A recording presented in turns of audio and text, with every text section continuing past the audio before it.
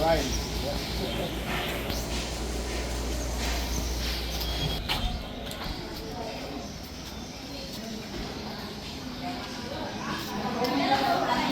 Right, so I hang out here and I'll go find Becca and... Dr. Sinapred was telling us about Hurricane Mitch and how so many people died. And these people from this community all lived along the lakeshore in Managua, and they were flooded out of their homes there. And the government at the time moved them out here and gave them all plots of land that were less than 10 yards by 15 yards and a piece of black plastic, and told them not to go back to their home along the lakeshore. So there was suddenly around 12,000 people with no latrines, no water, no electricity, no buses, no houses, no jobs. They'd all lost whatever jobs they had. They fished in the lake or they worked in the dump, and they lost all of that. So they were moved out here, and we began working in this community. And the way that we do things as an organization is not to say, here's what you need, but to work with the community to see what they need. And it was about 6 months after the hurricane that we finally were able to help people get organized to the point where they could elect block leaders. So they actually had block leader elections and said, this is the person we want to represent us in our block. And then we went to those people and said, okay, go back to your blocks and ask everybody what their biggest concerns are. What's your major problem? And number one was healthcare, because at that time the government was not providing free healthcare. People were dying outside hospitals for lack of care. And so we came in. You've got a friend there, Josh. I want to introduce you to Paul. Thank you so much. I want to introduce you to Becca. So I've got to talk to the doctor real quick. I'll be right back. Hang on to those for me. Tell the guys something about people in this, because better scientifically proven tests show that none of those cough syrups do anything. Honey is the only thing that really does anything, and if you combine it with oregano, then that makes you a super good expectorant cough syrup. So. And I think oregano oil has been found to be very good for respiratory sinus. Yeah, exactly. So there's a lot of benefits. So this is our clinic. Today we're having a health fair together with the Ministry of Health. So with the Ministry of Health. So this is. Of course, no one pays anything. Come to the clinic. We have general medicine, we have gynecology, we have ultrasounds, we're doing PAPs, lab tests, and we're handing out medicine, psychology as well, and dental cleaning and dentistry. So I'll show you what's happening here. Our patients come in here, we keep a record of everybody. So we have our lovely assistant, Wendy, is the admissions person. So people come in with their ID cards, ideally. If they don't have any identification, we will still see them on a health fair day, but we try to help people get their identification if they don't have it. So they come in, they have to be from Ciudad Sandino. That's there's only 200,000 people here, so that limits us, right, in who we serve. And they come in and they get a receipt, and that receipt then goes to check them in. Down here, you've got patients waiting.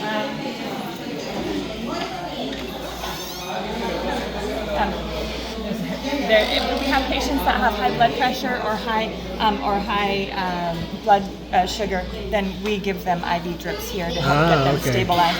Or if we need to do wound care or we do injections, we do. Are they seen at any point? You have scheduled hours? So on a normal day, on a regular day, we see patients from 8 to 5. We do general medicine every day. General medicine, dentistry in the mornings, and we have psychology in the mornings, and we do ultrasounds as well, certain days a week. But today we're able to see a lot more patients, and because we're also looking to bring in new patients and get them, if they need help, into the public system. So today's working together with MINSA is a really good way for us today to bring in patients that have maybe something else happening. They need a reference to a specialist, and we can refer them into the public system for the specialty. So for the psychologist, what would be the main issues there that people Let's go talk to her. Okay, thank you. The question I have for you about, you said high blood sugar, right? Yes. So now I'm as a diabetic, I have medications, right? Yeah. So when I've never heard of IV drop for that. We give them insulin when they come in, and their blood sugar is way high, 400, 500. We give them insulin to try to get it down. And now is that for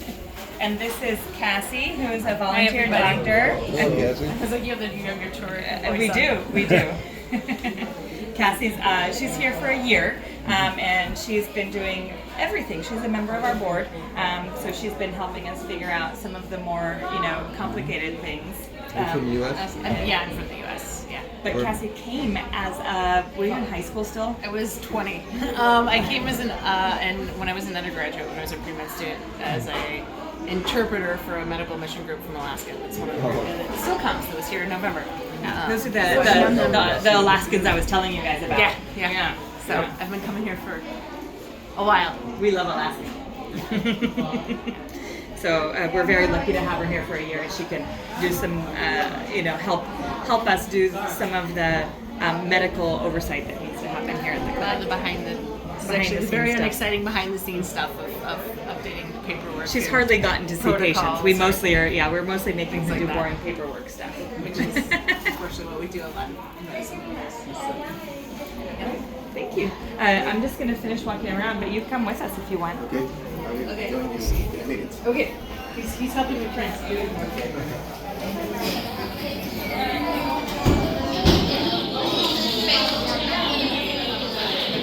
So this is our general practitioner, Dr. Lopez. She's here with us in the afternoons every day. She works with the Ministry of Health in the health post here in Nueva Vida, and then she comes here in the afternoons to see patients. Gracias, doctora. She's our permanent link with the Ministry of Health, which is very useful.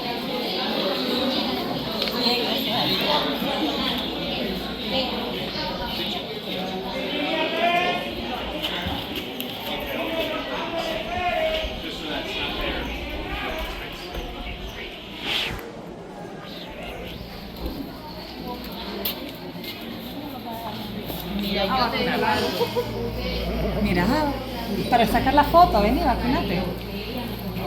¿De qué? De COVID. No tenés tu vacuna de ahorita. ¿Ah?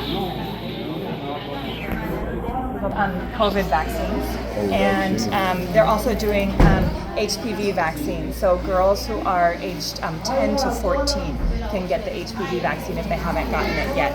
They started that last year, so now they're on a phase to try to bring in all the girls who didn't get vaccinated last year and the ones who are now in the right age group to get vaccinated against. Is that connected with who? Like Pfizer or who? No. That's the it's- government that provides it. That's the Ministry of Health that's providing it. Yeah, we have vaccines against all the common 18 different childhood illnesses that we vaccinate against. We also have the COVID vaccine, which is a permanent, free, and voluntary vaccine, and now we have the HPV vaccine for girls, which is to avoid getting HPV, prevent cervical cancer. So that's been one that's a little interesting to try to talk to people about, because parents say, how do you know my 11-year-old is sexually active? And you say, we don't. The whole point is getting them before they're sexually active to try to do this. Well, I'm not going to promote that she be sexually active. Well, that's not what we're trying to do. We're trying to get her safe.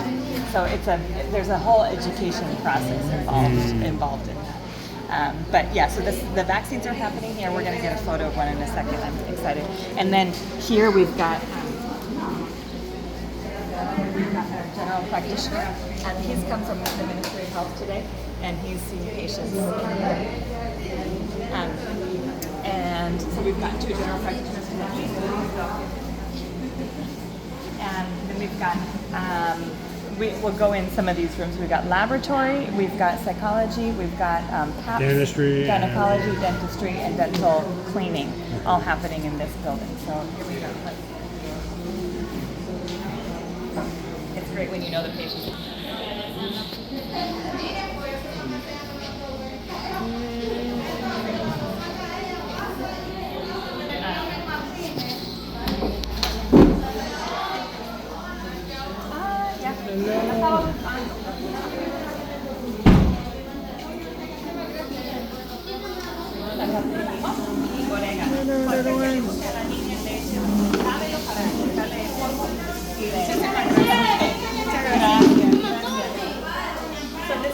This is Likia, who is our dental hygienist. She does teeth cleaning. Likia's been trained as a lay dental hygienist. There's no dental hygiene program in Nicaragua still. There's an assistance program and dentistry program, but not a program for cleaning teeth. So one of the big advantages we have is that Leah is with us full time, and we can do a lot of dental cleanings. And so that means that we can bring people in, do cleanings. A lot of patients that have never had their teeth cleaned in their whole lives. They're adult patients. It takes them 2 or 3 times to get the teeth really clean, and then try to start coming in, getting children in the habit of cleaning teeth every 6 months and so forth. So we do a lot of prevention and a lot of education. But not in here. Yeah. So she's great at education. Huh? I'll totally agree. Yeah. Yeah. So we try to get all of our pregnant women in and our patients with chronic illnesses, so hypertension, diabetes, to try to get their teeth clean and keep them healthier.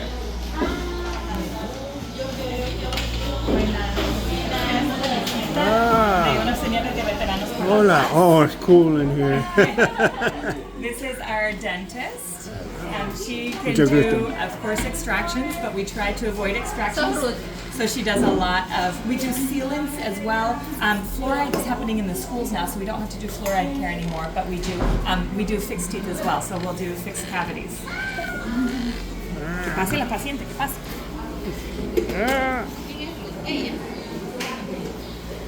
So let me ask, since it's not a government program, is this We're a private clinic technically, but we're a nonprofit clinic. nonprofit? Yeah. Is that from, who's a sponsor for the nonprofit? So we are Just a nonprofit Quakers? No? There's some Quakers in there, but we have, so our nonprofit is in the U.S. We are a U.S. 501c3, been around for 46 years this year. And our support comes from mostly individuals and mostly people who give $10 a month or $100 a year. We have, one fundraiser said to me, you fundraise from the base of the pyramid. Yes, from the base of the pyramid. And that's not because we don't like larger donations. We would love to have $1 million in one go, but we're sustained by a lot of people who give us a little bit. And we don't get any government funding from the Nicaraguan government or from the U.S. government. What we try to do is is complement what the Ministry of Health is doing. We complement that with what we do here. So the Ministry of Health has one dentist to see 200,000 people, and they can do extractions, and sometimes they can do the fillings that are the silver fillings. We have the fillings that are a little more aesthetically pleasing. We can take x-rays for people. We can do extractions. We can do restorations. So we have a little bit more ability to work on the prevention side of things. And not just pulling teeth, and so we work in that area and in the cleaning and education. The other question I had, since you had the pharmacy here, Yep. you were saying that people can't afford, if you gave them a prescription, they couldn't go. Exactly. So if you have a free public health care system, you mean they don't have free? They do have medicines in the free public health care It's system free as well. pharmacy, Right. or They do, absolutely, yeah. If they have it, they'll give it to you, and most of the time they have most of the basic set of medications. Yeah. Okay. Yeah.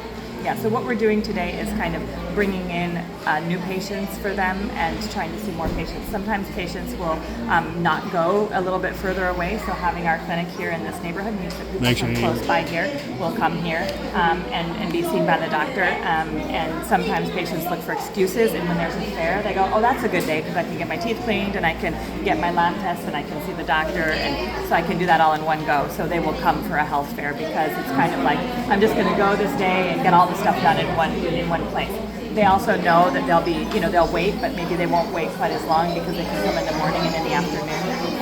Sometimes in the public system, they have a certain number of patients they can see, and it's in the morning. And then after that, you go to the emergency room, which is always open. You can always get your medication, but sometimes, depending on how urgent you are, it may take you a while longer to be seen. Wow, very impressive. How often do you do the fair? We try to do them once a quarter. If we had more money, we would do them more frequently. It costs us around $2,000 to do a health fair because we purchase the medication, we purchase the reagents for the laboratory, and then we also bring in the volunteers. Don't get paid, but we do provide them lunch. So we make sure that everyone has a lunch and so forth. So.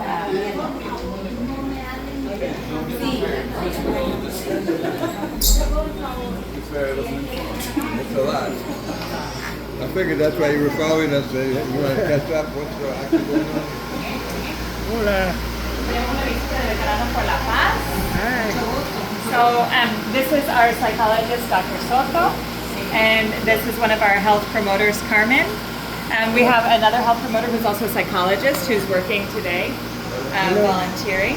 So we have psychology every day of the week, but only in the mornings. And so Dr. Soto can see patients, and she sees a lot of she sees learning disabilities or learning differences, as well as seeing, family counseling, family violence, and so forth are things that she deals with. But she's also a teacher, she's an educator, and so she does a lot of work with children and working with learning disabilities, which are part of the mental health scope in Nicaragua, as opposed to being a strictly educational issue. I think I need an appointment. Yeah, you need an appointment, yeah. Necesita para ver diferencia de aprendizaje. Excelente. Aprender aprendizaje en Nicaragua es muy importante porque los factores más riesgosos de los aprendizajes significan las familias disfuncionales, problemas de padre ausente y los hijos que están bajo custodia de los abuelos, la familias sustitutas y familiares, porque los padres han emigrado o los han dejado.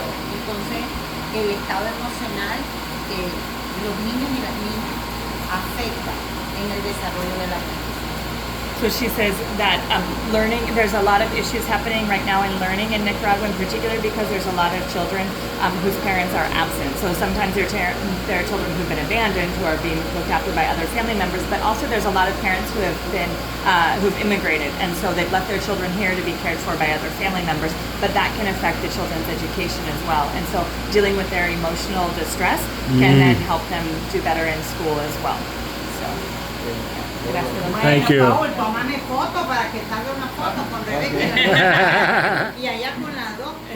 Okay. ¿Qué? Okay. Ya, Paul, hay que quedar.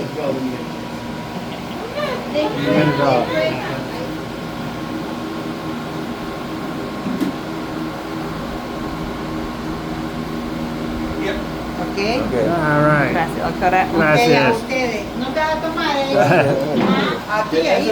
Es el foto que quería. Aquí va a ver esa foto. Ella también. You'd like a photo also? Oh, all right. Yes. Okay, great. I'll do one too here. I'm gonna do one like that. Otro. Ella también.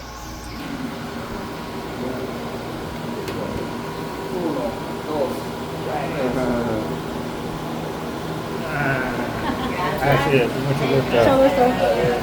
Okay, bueno. Uno más. Uno más. Oh, one more. Jerry wants one.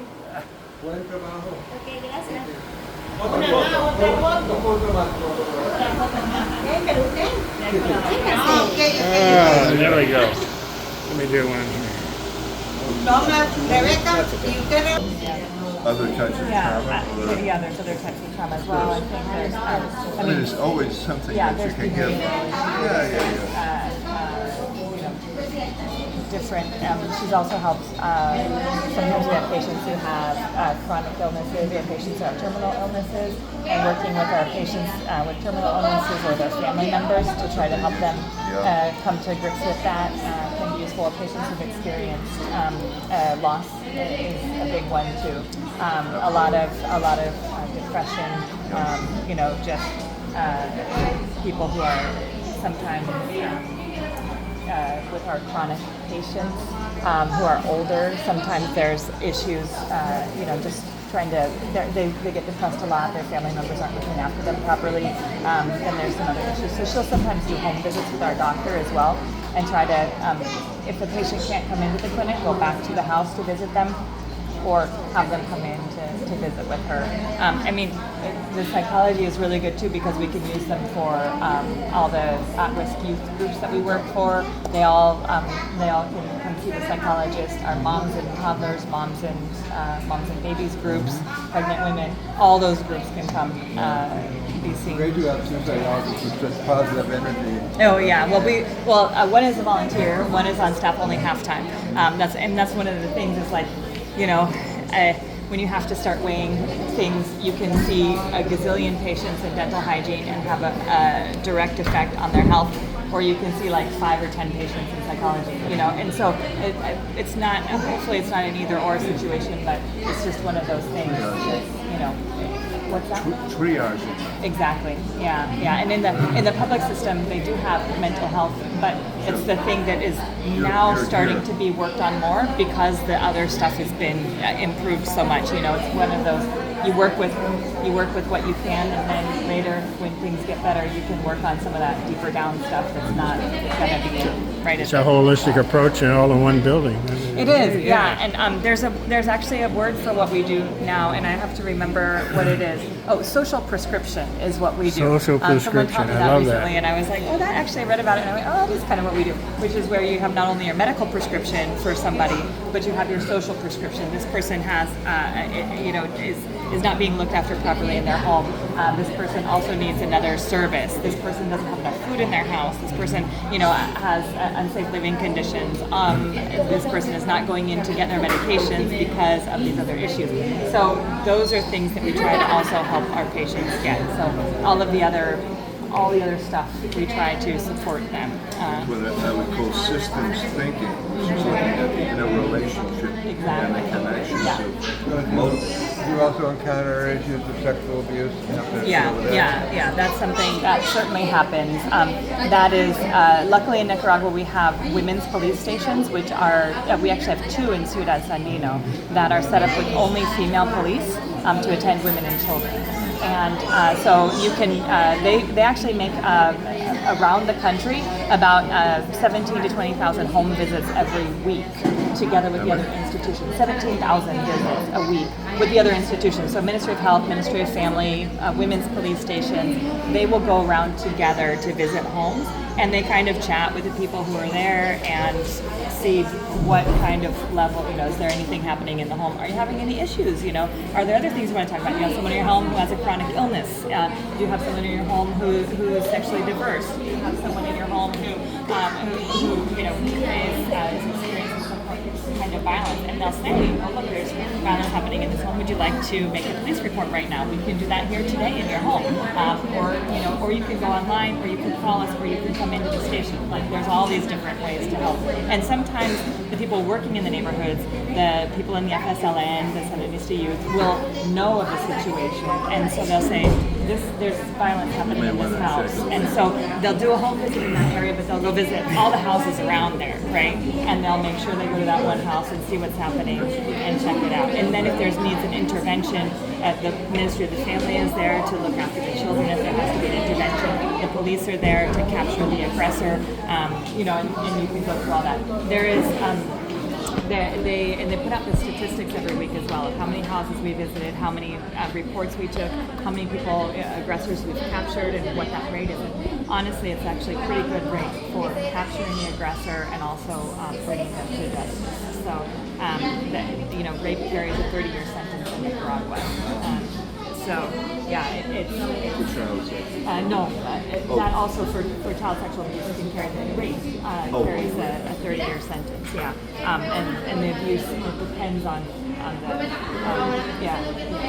There's no mandatory sentencing, so it's up to the discretion of the judge. But that's the suggestion. But does Nicaragua have something like in the U.S. we have the mandated reporter law, say for teachers or people who interact with the So the Ministry of Family has to, the Ministry of Family is a very broad ministry that looks after the overall health of women, children, families. They're the ones who are in charge, for example, of what is the term now that I am once again forgetting? The child when we went to visit them, child support, for example. So they're the ones who do that sort of a thing, but also they put the child in care if they need to be, or find a foster home. But usually it's someone in the family. They find someone in the family who will look after the child. They don't have a parent who will look after the child. Yeah. Lots of work. Lunch. Yeah. For lunch to happen, I would call ahead.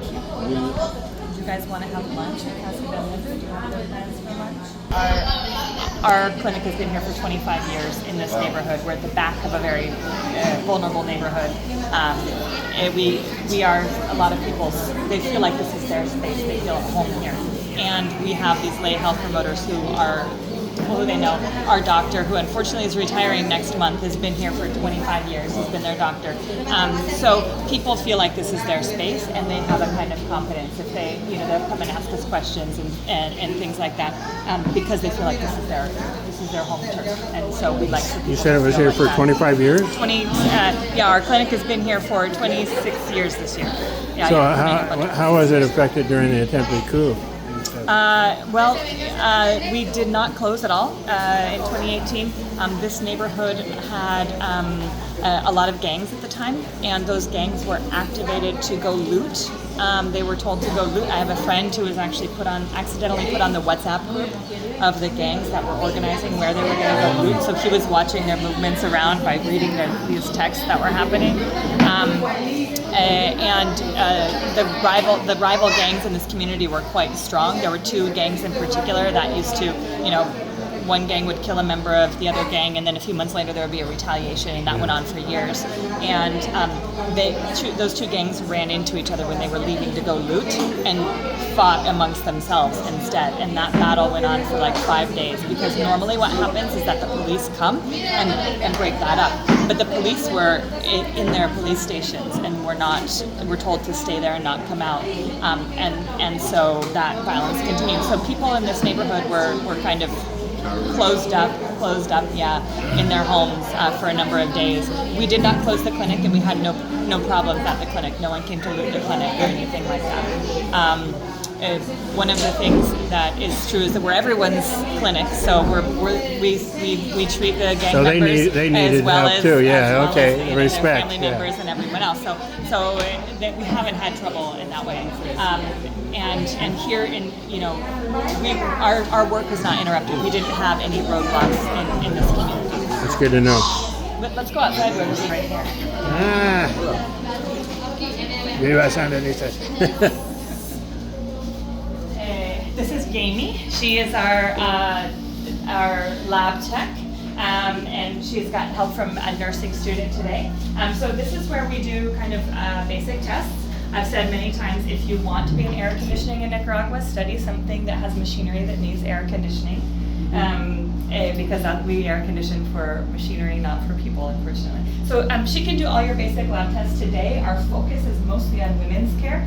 So she's doing a lot of pregnancy tests, STI testing, and HIV testing. Because we're working to get a list of the young women who want the subdermal implant. So we do their PAPs and we do all their testing before we can do the subdermal implant. Is that birth control? Yes, it lasts for 3 years. And that's available through the public system now. And we're also, the gynecologist might send tests, or any of our, either of the medical general practitioners can send tests here. So we can do all that basic stuff. Great. Buenos días y bienvenido. Good morning. Gracias. Gracias, Jamie. One of the issues that we have with sanctions is that it is getting harder for us to access reagents. So we can get reagents to do the lab testing, because some of that stuff is proprietary. So like the company that did one of the machines that we had was German made. After 2018, they just left the country, and we can't get the reagents anymore. Because the reagents are proprietary to the machine, without purchasing a totally different machine, we couldn't continue using that machine. And then if you purchase another one, how do you know that company is not gonna stop selling their reagents in Nicaragua? So that's problematic, and it's not because you're not allowed to bring in reagents. It's just because companies stop dealing with Nicaragua because we're a very small market, and it's too problematic. Tell us a little bit more about reagents. I don't totally Oh, get sorry. It's like the chemicals that you need to do your test. So, you get someone's blood or whatever other bodily fluid you're using for your test, but you have to have the chemicals to add to that in order to do the test. Okay. So, for example, some of the cholesterol testing and things like that, those are proprietary reagents that only work with a particular machine that particular chemical combination. And so that's how they continue, getting your money.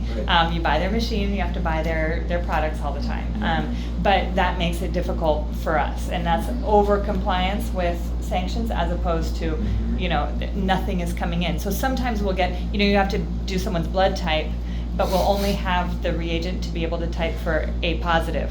But you have to have all the types to be able to do someone's blood type, right? You can't just have one of them. So we wind up with those issues with some frequency. It's just more difficult to get them. Thank you. It's a good place. No, you should free dance question. That's all. Sí, sí, es buen lugar para trabajar aquí. Pero voy a salir para que contesten. I'm going to pause here in this very ugly part to give you the visceral truth about what happened, how we were affected in 2018. I said we weren't affected, but we weren't affected by violence. But this is how we were affected in 2018. This building is a building that's been in our plans to build for a long time. This was planned. We were having a lot of health fairs. We were having a lot of medical delegations that were visiting. So we were doing one of these fairs every month. And in 2018, and we had this building plan, so we didn't have to have doctors in the hallways, for example, or 2 psychologists in the same room. We just received the money to finish this building and set it all up from a lovely donor, and 2018 hit, and all of our delegations for the next year canceled in one go. And that was one of the ways that we brought in money for the clinic, because people come and they pay for their room and their board, and they pay for the medicines that their delegation hands out, which allows us to do more of that. And then there's a little bit left over for other stuff. And when all of that dried up, then that meant that we lost about $100,000 a year in donations in cash, and another $100,000 in medicines that people used to bring donated medicine. And immediately, as soon as that happened, we didn't have a way to keep the clinic going. So we said to our donor, can we, instead of finishing this building, can we just keep the clinic running? And she said, yes, of course, do that instead. So this building has sat here, and we keep hoping that we'll have enough money to finish it. And it continues to sit in this state of, this is why we walk in over the dirt floor and around the weird thing. And this is why it still looks like a construction mess. But we found, things have changed a lot, so we found some ways to repurpose some of it and been able to finish bits and pieces. So how much would it take to complete it? $25,000? Something like that, probably. So this was going to be 2 exam rooms, but could be what we were thinking, like a divider that could be moved so that you could also have like larger meetings in here, things like that. Back here,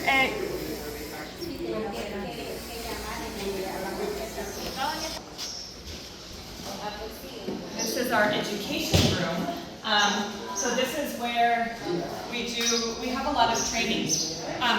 Not only, so we have groups for pregnant women where they learn, about birthing plans and things like that. We have breastfeeding group, which is for moms and babies up to a year. We have then moms and toddlers group. We have parents of children with asthma. We have 100 chronic care patients. We have groups for at-risk youth, so children between the ages of 11 and 18. And we have our moms and toddlers group is now learning vocational skills, so they're learning how to decorate for parties.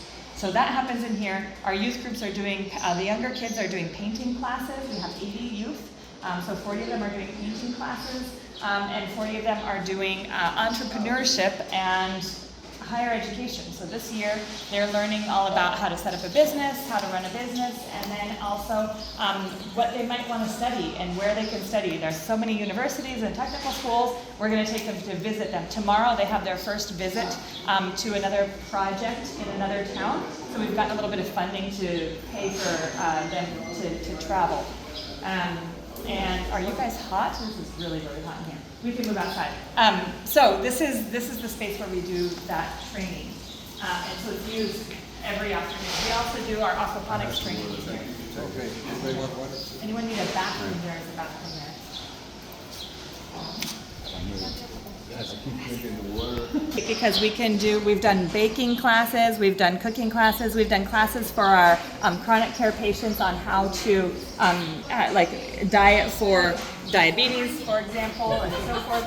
Because we've got a little space there with the open area, you can do demonstration classes. Most recently, we did a class on probiotics and how to make your own sauerkraut, which was really fun. Kimchi. Yep. This is our computer lab. So you'll be putting tile down for all of the rooms, That's the right? idea. Yeah. The idea is to not have weird nails and raw concrete on our floor.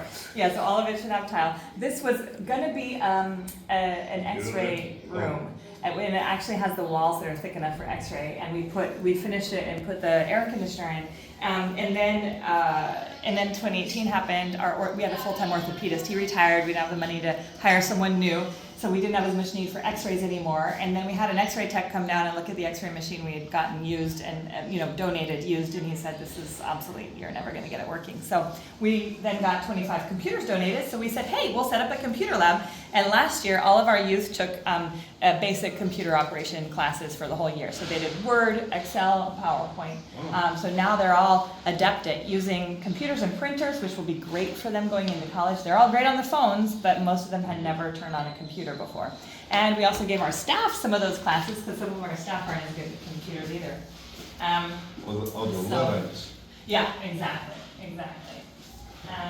And then these rooms we've repurposed to do sterilization. So there's autoclaves in there, and we do sterilization of equipment for dental and gynecology. Yeah.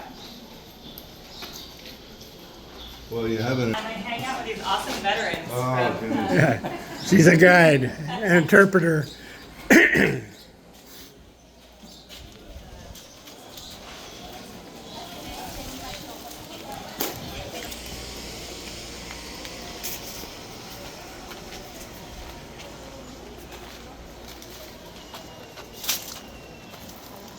So we're in the process of reactivating our herb garden.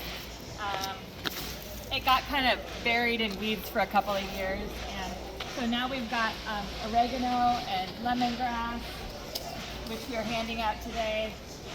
We have aloe vera, and we're trying to have spinach, but it's struggling to survive the dry season. But here we have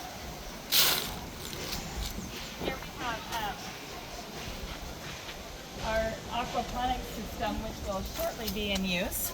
So what? You're going to go see one of these that's activated, but this was we had this up and running, and we moved it to a sunnier spot to be able to have plants. But this is a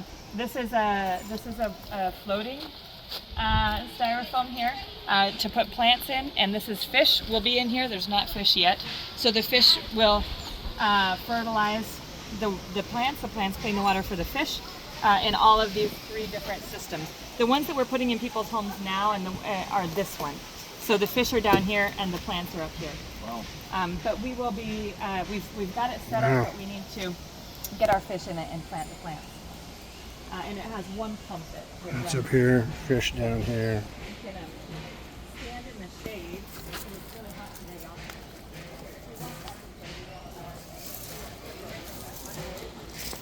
Very, very interesting.